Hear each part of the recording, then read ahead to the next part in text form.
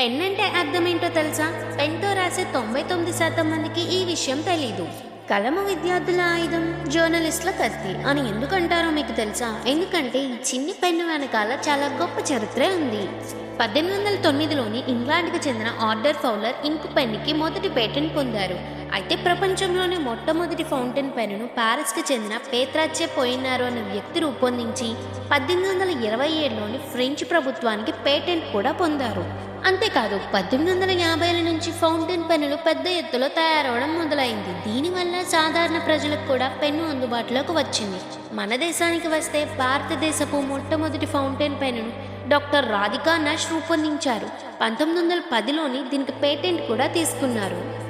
Pen అనే పదం చిన్నదిగా కనిపించినా దీని వెనుక అర్థం పెద్దదే. దీని పూర్తి రూపం పోయిట్స్, ఎస్సైస్ట్, నోవలిస్ట్ అంటే కవులు, వ్యాసకర్తలు, నవల రచయితలు అంటే రచనలో ఉండే మేధస్సును ప్రతినిధించే పదమే పెన్. సో పెన్ అర్థం మీకు తెలిసింది కదా. ఈ వీడియో మీకు ఇన్ఫర్మేటివ్గా ఉంటే లైక్ చేసి సపోర్ట్ చేయండి.